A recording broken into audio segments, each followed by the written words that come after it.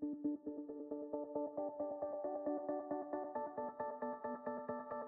morning. It's great to be with you in this new wonderful country. I love it, love it, love it.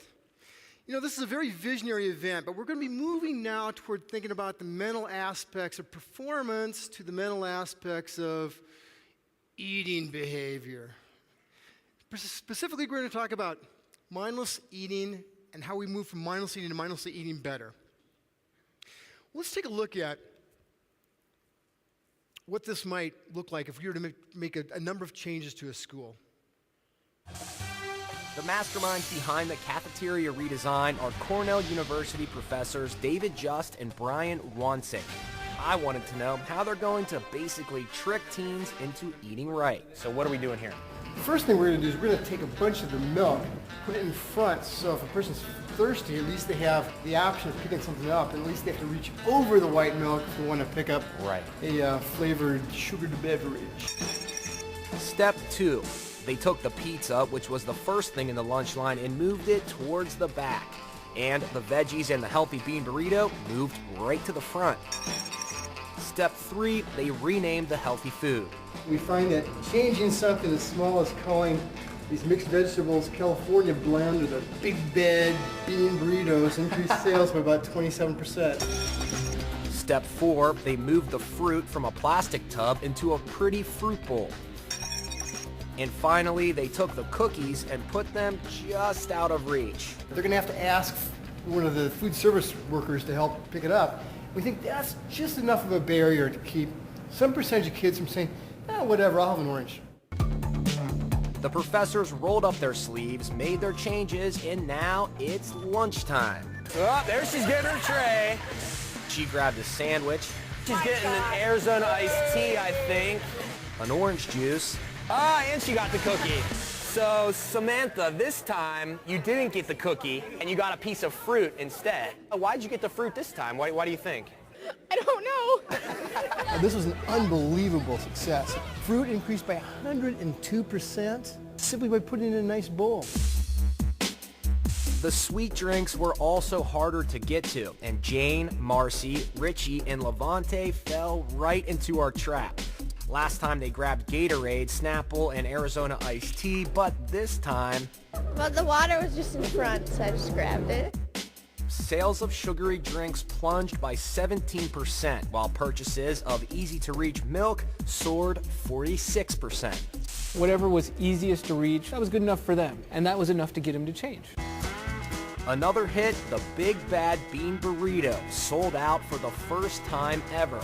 The professors say, on average, students' plates this time around contained about 18% fewer calories, and they made healthier choices.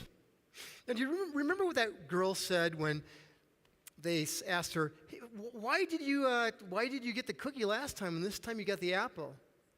Do you remember what she said? I don't know. And this is because so many of the decisions that kids make, but so many of the decisions we make end up being these very automatic, mindless decisions. And so setting these places up so that it nudges people to actually do the right thing versus the wrong thing is a very easy thing to do, not just in schools, but we've done this for the company Google. The company Google gives free food to everybody. They've got about 110 what they call mini kitchens. Then they have actually big places where you can actually mini kitchens or snack places. And then they have the big restaurants. And we made some of these same changes and others there. We're working with all the U.S. military, changing over the way they serve on their bases, the way they serve in garrisons. And they're the exact same changes for the adults as it is for kids. It's very easy, mindless eating changes to bump us this way rather than that way. And it's not done by education. It's done by just doing it. Well, in conclusion, we'll take this back to you. So what do you want to impulse buy the next time you're at the Pottery Barn? Small plates, okay. How do you want to eat your Ben & Jerry's ice cream? Okay, small bowl, or just a bowl will work. Yeah, that's fine. Just not in the light of the freezer at 2 a.m. in the morning. And what do you want to put in your home counter? A fruit bowl. How many people have fruit bowls on their counter at home? Okay, how many people have fruit bowls within 2 feet of the place they walk most frequently? Yeah, not very many. So here's what we find. If your fruit bowl is more than 2 feet away, if it's more than arm's length away from the way you normally walk when you put your keys on the thing or when you come home from work, it's not really going to do a whole lot of good. It's kind of an out of sight, out of mind. It might as well even be artificial fruit for most of us. But you put it within 2 feet.